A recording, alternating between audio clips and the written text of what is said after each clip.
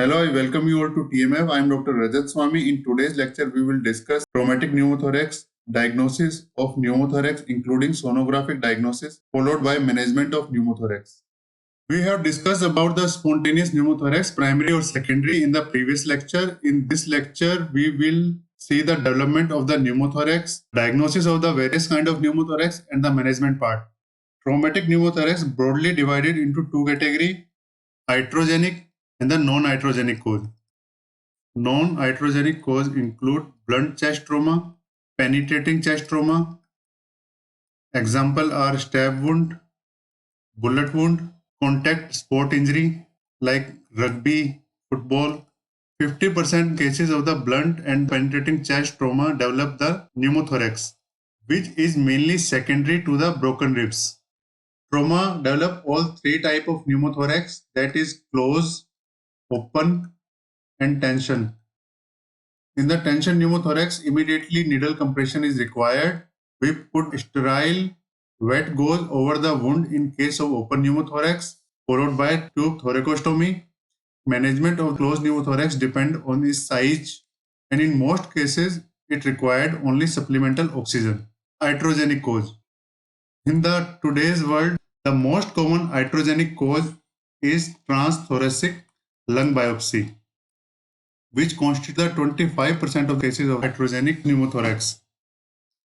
Almost 20 to 25% of the patient undergoing transthoracic lung biopsy develop pneumothorax, but only 1 to 15% of patients require chest tube placement eventually. This specific group of patients had tendency to develop delayed pneumothorax. That's why we perform X-ray immediately after the procedure and after 3 into 8 equal to 24 hours. That is after 3 hours, after 8 hours and after 24 hours. If the pneumothorax develop after 3 hours, we call it delayed pneumothorax. Keep this point in mind. Second most common iatrogenic cause is subclavian vein catheterization, which constitute 22% cases of the pneumothorax. Although other complication, for example, infection is very rare with the subclavian vein catheter compared to the femoral line and jugular line, but pneumothorax are high due to close proximity of the pleura in the procedure field. That's why subclavian vein catheterization should not be attempted by inexperienced operator, and if possible, perform the subclavian vein catheterization under USG guidance. Third most common cause is thoracocentesis, which constitute around 20% of cases of the iatrogenic pneumothorax. We perform thoracocentesis to drain air, fluid, pus, blood from the pleural cavity. Only 6% of patients undergoing thoracocentesis develop pneumothorax, and only 30% patients require chest tube placement. In the previous reports, it was 50%, but now it has changed to 30%. Fourth common cause in sequence is transbronchial or the bronchoscopic guided lung biopsy. This constitutes 10% cases of iatrogenic pneumothorax, but only 1 to 2% of the patient undergoing bronchoscopic guided biopsy develop pneumothorax. That's why routine X-ray after the procedure is not necessary. Similarly, patient who undergoes bronchoalveolar lavage and the bronchoscopy guided needle aspiration develop pneumothorax very rarely. Fifth common cause in sequence is pleural biopsy, which constitute 8% of the cases, and next cause is mechanical ventilation induced pulmonary barotrauma, which constitutes 7% of cases. In the old days, the incidence was quite high due to high tidal volume used, but after changing strategy to the lung protective ventilation throughout the world, the incidence of the pulmonary barotrauma drastically reduced. Pulmonary barotrauma caused by increased transalveolar pressure. Transalveolar pressure is different from transpulmonary pressure, although both are transmural pressure. Let's discuss what these pressure are. Parietal pleura and the visceral pleura. Intrathoracic pressure I have already discussed in the previous lecture. This is the alveoli. Transmural pressure is pressure across the wall. Suppose this is the wall A. Pressure across this wall will be called transwall A pressure. If this is the inside and this is the outside of this wall, trans wall A pressure will be pressure inside minus pressure outside. So transalveolar pressure will be pressure inside the alveoli minus pressure inside the interstitium. Transalveolar pressure will be pressure in the alveoli and the pressure in the interstitium. Transpulmonary pressure will be pressure in the alveoli and the pressure in the pleural cavity. So the TPP will be P alveoli and the P pleural cavity. Transthoracic pressure will be pressure across the chest wall. That is pressure in the pleural cavity and the pressure at the surface of the atmospheric pressure. So the transthoracic pressure, pressure in the pleural cavity and the atmospheric pressure. Since the atmospheric pressure is zero, in reality atmospheric pressure is not zero, it is equal to 760 mm of Hg. Since we measure other pressure in relation to atmospheric pressure, we consider it zero here. Transthoracic pressure will be equal to the pleural pressure. The next pressure is transrespiratory pressure. That is pressure across the respiratory system, which is the subtraction of the pressure in the alveoli and the atmospheric pressure. Transrespiratory pressure will be equal to the pressure in the alveoli minus pressure at the atmosphere. Since atmospheric pressure is zero, transrespiratory pressure will be equal to the alveolar pressure. I hope now you are aware of these pressures. Let's continue our discussion on the pneumothorax. As we discussed, PVT caused by increased transalveolar pressure, and this increased transalveolar pressure can rupture the alveoli and culminate into the pneumothorax, pneumomediastinum, surgical emphysema, pneumoperitoneum. Mechanism of all these entities I have already discussed in previous lecture. Pneumothorax can also be caused by the rise tube insertion. There are case reports of the pneumothorax which blames the rise tube as the causative agent of the pneumothorax. Risk factor for the rise tube associated pneumothorax are small bore tube, use of the stylet like in the FRECA. The small bore size of the rise tube facilitate its entry into the tracheobronchial tree. We have false assumption that since the airway is secured by the cuff of the endotracheal tube, rise tube cannot enter the tracheobronchial tree. But we forget this cuff is very soft and the bore of the rise tube is small with stylet in situ. This can easily cross the cuff and enter into the tracheobronchial tree. Even the tests which we use generally to confirm the position of the rise tube are not confirmatory. The most common confirmatory test we perform is auscultation. We hear gurgling sound when we push the air through syringe. But the pseudo-confirmatory gurgle has been reported. Aspiration of the large amount of feeding material is also used as the confirmatory test for the correct rise tube placement. But there may be delayed aspiration of the fluid content into the pleural space, and later it may be aspirated through the wrongly or misplaced rise tube in the pleural cavity. This is rare, but it is reported case. The incidence of the pneumothorax with the percutaneous tracheostomy is less than 1%. Risk factors are use of the fenestrated cannula and difficult tracheostomy. Let's discuss the clinical feature and diagnosis of the pneumothorax. The clinical feature of the pneumothorax vary from the patient to patient and depend on the multiple factors like the cause of the pneumothorax, whether it is primary or the secondary or traumatic pneumothorax, whether the pneumothorax is closed, open or tension pneumothorax, whether the patient is on the room air or on the mechanical ventilation. If the patient on the room air, the presenting symptom will be hypoxia, chest pain, shortness of breath, dyspnea. And this category of patient mainly includes the primary spontaneous pneumothorax. Since the patient of the secondary spontaneous pneumothorax will have the underlying lung pathology, or there are high chance they are admitted to the hospital already due to their primary disease. While the patient of the traumatic or iatrogenic pneumothorax, there is obvious clinical history and the routine examination in the trauma patient reveal the pneumothorax early. Like if patient with the chest trauma come to you, we routinely perform chest X-ray or the CT scan. We can appreciate the pneumothorax, and if we perform some procedure like line insertion, transthoracic biopsy, thoracocentesis, we routinely perform the X-ray, and we are usually aware of the procedure complication, so we actively search for the pneumothorax. While it is not so in the primary spontaneous pneumothorax and to some extent in the secondary spontaneous pneumothorax. Also, it is very difficult to diagnose secondary spontaneous pneumothorax solely on the basis of the clinical feature because the compromised lung position in this group of patients produce the similar feature like shortness of breath, dyspnea, hypoxia, or also the clinical feature of the chronic bronchitis, pneumonia, lung abscess, tuberculosis, COPD, lung cancer.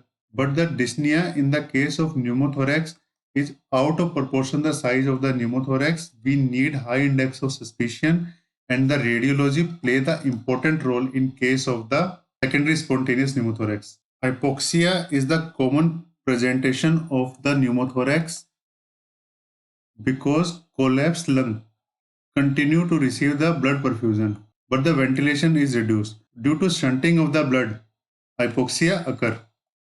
This is one of the alveoli of the lung, one of the capillary of the pulmonary artery perfusing this alveoli. If the lung collapse due to the pneumothorax, this alveoli also collapse.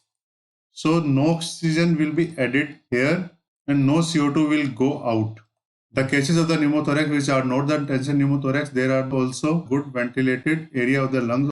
This is normal alveoli of the normal ventilated area. This is perfusion. Since the perfusion and ventilation both are maintained, oxygenation of blood occur. When this unoxygenated blood mix with the oxygenated blood, this will drop the PaO2 and hypoxia will occur. But the PaCO2 do not rise because the ventilation is maintained by the contralateral lung. If the size of the pneumothorax continue to increase, as in the case of the tension pneumothorax, the pressure build up, it will shift the mediastinum and also compress the contralateral lung and the heart. And when the pressure reaches the critical point, it decreases the venous return, decreases the cardiac output, cause complete cardiovascular collapse, and the heart undergoes cardiac arrest due to PEA or the asystole. The important sign and symptom by which we can recognize the tension pneumothorax are the decreased chest movement, absent breath sound on the affected side, trachea is deviated to the opposite side, which is one of the most important signs. Diaphragm also flattens. Pneumothorax usually occur unilaterally. Bilateral pneumothorax are rare and has been described in the case series of 12 patients, and the bilateral pneumothorax develop in the specific group of the patient who undergoes mediastinal surgery, median sternotomy, and heart-lung transplant surgery. Bilateral pneumothorax in this patient also known as iatrogenic buffalo chest. Why it is named iatrogenic buffalo chest? Because it resembles to the North American buffalo which has bilateral communicating pleura. Patients who are on mechanical ventilation, initial presentation in this group of patients is increased heart rate, decreased BP, and if the attention is not paid, they may progress to cardiac arrest. The size of the pneumothorax and the rapidity of the symptom develop and the amount of the volume and the pressure delivered to the patient. So the initial history and physical examination combined with clinical feature can give us some clue about the presence of the pneumothorax. We confirm or rule out pneumothorax by the radiology. The most common performed investigation is the chest X-ray, followed by CT scan, ultrasonography.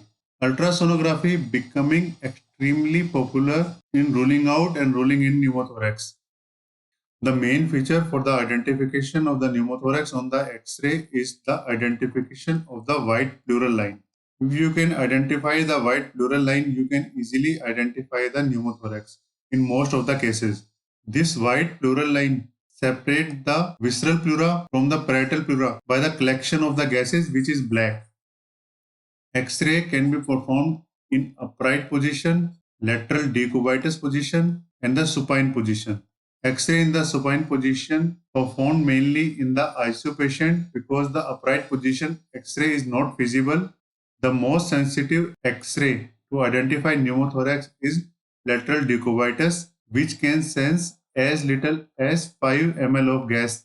In the upright position, we need at least 50 ml of gas to identify the pneumothorax, while in the supine position, we need at least 500 ml of the air to identify pneumothorax. Let's see various type of X-ray in the pneumothorax. This is the X-ray of the patient of the pneumothorax in the upright position. Here you can appreciate the white visceral line and the collapsed lung, and air is accumulated between the visceral and the parietal pleura. Now compare this pneumothorax with this normal lung of the left side. In this normal lung, between the ribs, lung is black, but there is white bronchovascular marking. You can appreciate the bronchovascular marking in the whole left side of the X-ray. While in the right side, if you see the pneumothorax between the ribs, there is no white line. There is jet black color. This is the pneumothorax. Here again, you can appreciate the white line of the visceral pleura, and left side of this, there is pneumothorax. You will not see any bronchovascular marking. So this is how you appreciate pneumothorax on the X-ray. This is the X-ray of the patient in the lateral decubitus position, and because of gravity, fluid goes downward. You can see the consolidation. This is the X-ray of the patient in the supine position. You can see pneumothorax as the deep sulcus sign. The deep sulcus sign occur when gas outlines the anterior pleural reflection and the costophrenic sulcus or the anterolateral border of the mediastinum.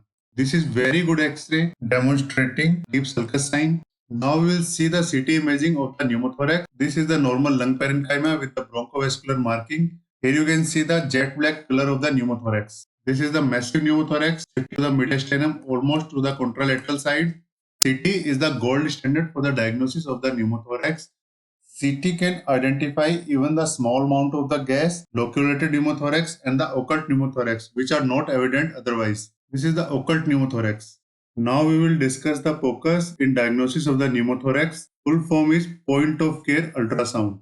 Modern critical care revolve around the ultrasound. Till date, it is underutilized modality. Lung ultrasound can detect various pathology with very ease like pneumonia, pneumothorax, pulmonary edema, even guide us with the fluid therapy. We will see the role of the POCUS in diagnosis of the pneumothorax. First, we will see the normal lung ultrasound. This is the normal lung ultrasound. This is the rib shadow, and here this white line is the pleural line. The air in the CT or the X-ray produce black line, but in the sonography, air obliterate the sonography and produce white artifacts. These artifacts produce lines. The most common are the A lines. The distance between the pleural line and the A line is roughly equal to the distance between the pleural line and the skin. The B line generate from the visceral pleura and extend downward vertically. But these are not vertical lines. B lines are made up of J lines, multiple J line pile upon each other and give the appearance of the B line. 1 to 2 B line between the two ribs are of common occurrence. Mainly they are seen in lower lung lobe, but when 3 or more than 3 B lines are seen, they are pathological. Most commonly they are associated with the pulmonary edema. Here you can see between the two rib shadow, 4 B lines are present and giving the appearance of the lung rocket or the comet tail artifacts. This is the B mode of the lung ultrasound. Now we'll see the lung in the M mode. We fix the cursor at one place and see the movement of the lung over time. This picture is produced. This is the white visceral line. This upper space known as the K or key space and the lower space below the visceral line known as the Merlin space, also known as MM space. The K space situated above the visceral line and above bounded by the skin. The structure here seen are the skin, subcutaneous tissue and muscles.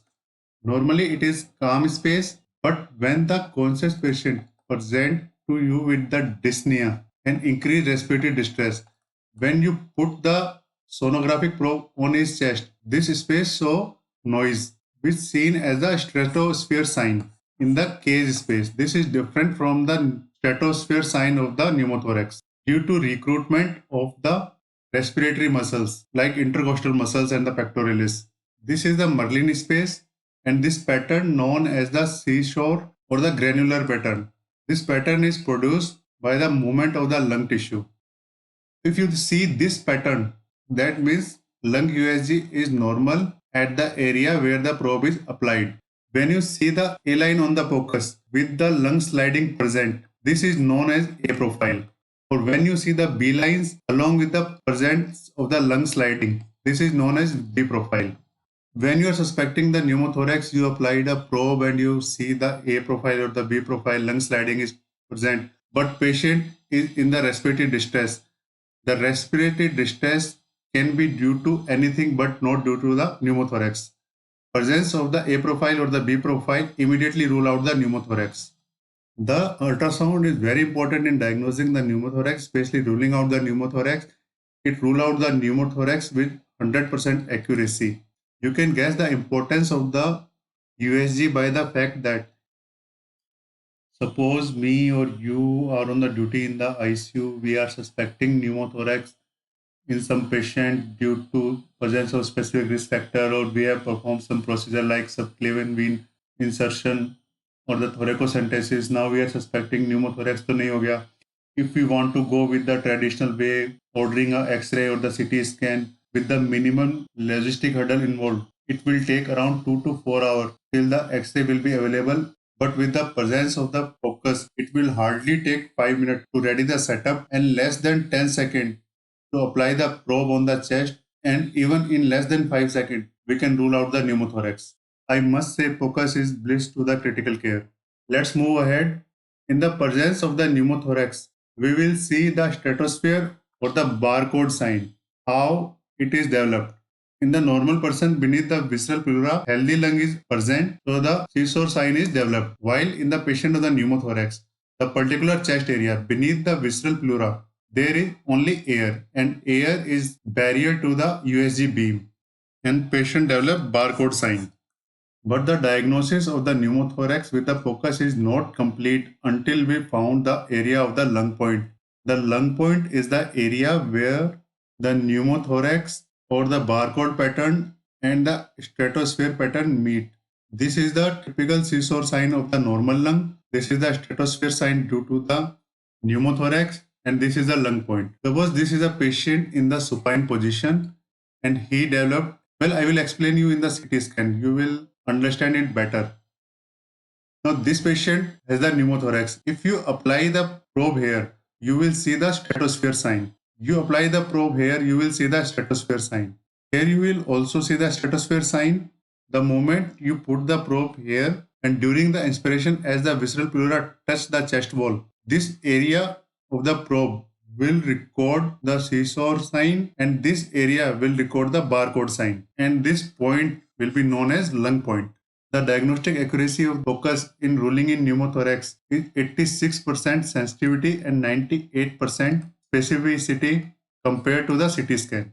The negative predictive value is 100% and positive predictive value is more than 90%. After the diagnosis of the pneumothorax is established, we have to take decision to manage the patient, like what to do first. Either put chest tube, insert the pigtail catheter, insert the track vent, directly perform the surgery or the VETs. Also, in what clinical setting, what treatment modality is preferred.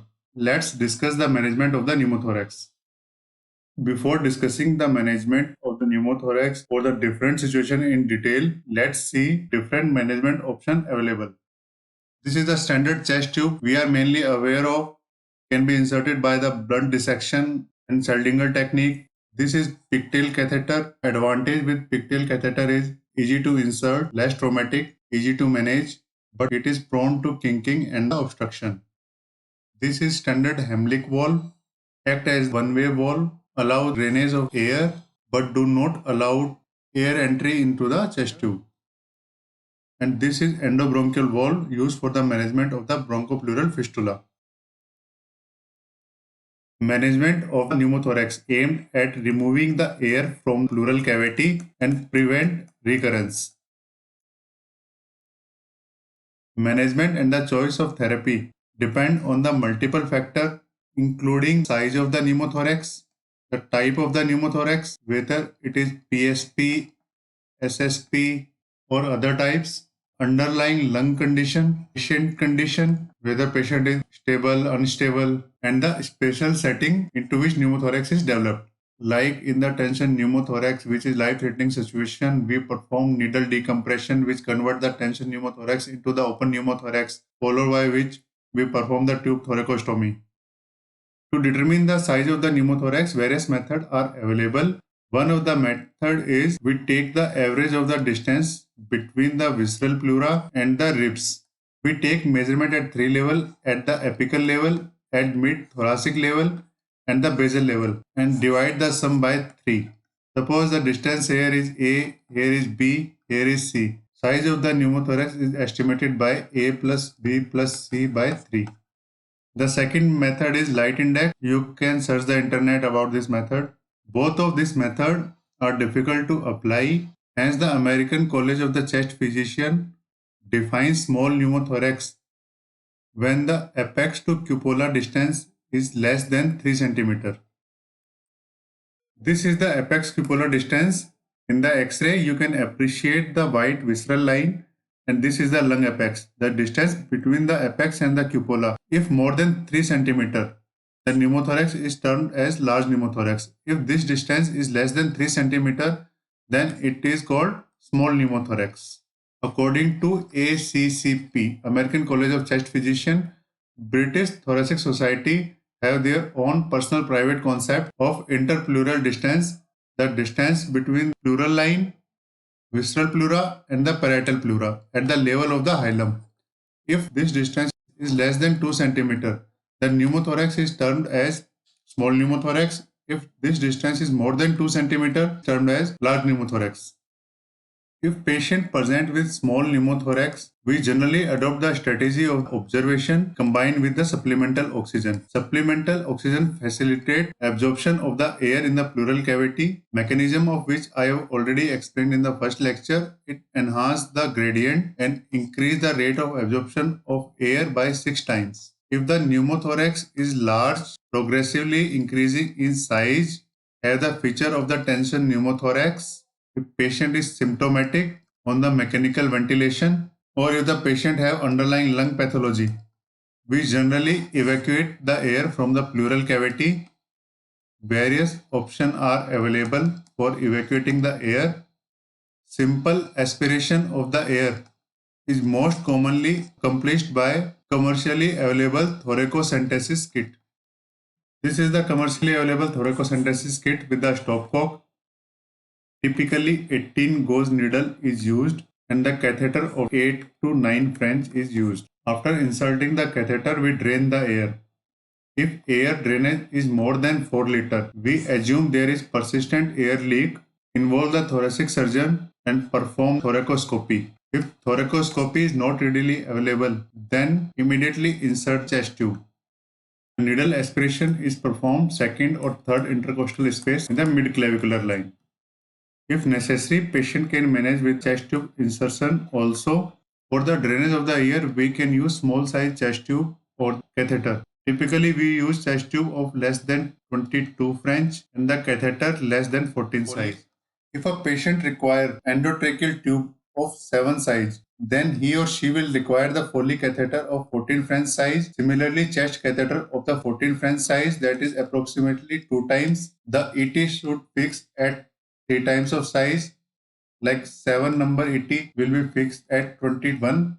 Again, this is not foolproof since different patients have different habitus. This is only rough idea, and patient requires chest tube of 4 times size plus minus 4. To drain the air and the clear fluid, we prefer lower size of tube or pigtail catheter. To drain thick fluid or the blood, we prefer large size of the tube. Location of the insertion of chest tube is the 4th or 5th intercostal space anterior to the mid-axillary line. Roughly, it is at level of the nipple in the man and inframammary line in the female. After insertion, connect the chest tube with the water seal. Chest tube left in the position till the pneumothorax is resolved, and we remove chest tube when there is full lung expansion, no visible air leak, and no air accumulate when we remove the suction if applied. If we are skeptical about pneumothorax resolution, we can perform clamp trial. We clamp the chest tube and perform X-ray at 2 into 6 equal to 12 at second, 6th and 12th hour. If air does not accumulate, we can remove the chest tube. If pneumothorax is not resolved by 3 days and persistent air leak is present, more aggressive treatment is required. We can apply Heimlich valve if not applied earlier. This allows rapid resolution of pneumothorax and enable early discharge of the patient. Another approach is we can perform autologous blood patch. In this approach, 25 to 200 ml of the patient blood is withdrawn, and through the tube we inject the blood into the pleural cavity where it creates a patch. The chest tube is removed after 24 hours. The most feared complication is development of empyema.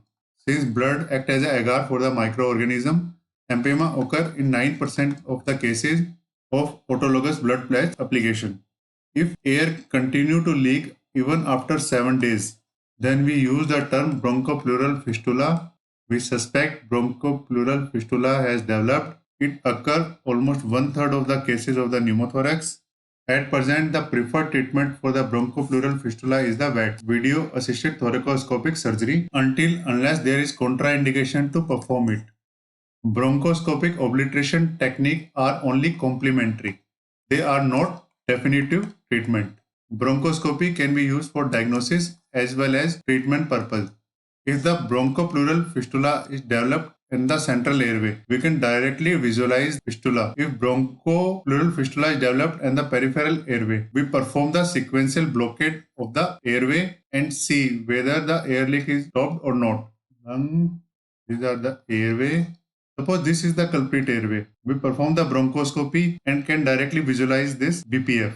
But if BPF develop in this distal airway, bronchoscope cannot reach here.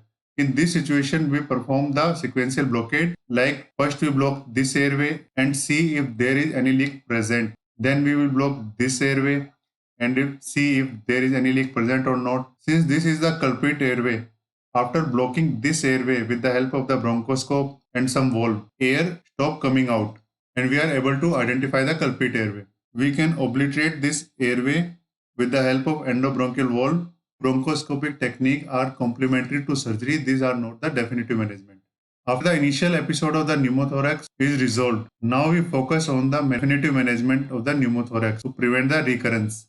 Patients who are at increased risk of recurrence are COPD, patient with more than one episode, in the patient with the air leak continue for more than 2 days, and patient with a large cyst on the X-ray. Therapy to prevent the recurrence is the VATS, surgery, and chemical fluoridesis. Chemical fluoridesis is performed in the patient who are unwilling to undergo VATS, and fluoridesis is done by introducing the sclerosing agent which causes fusion of the parietal and the visceral pleura. Earlier tetracycline was used for this purpose, but now we use doxycycline, but intrapleural doxycycline is very painful.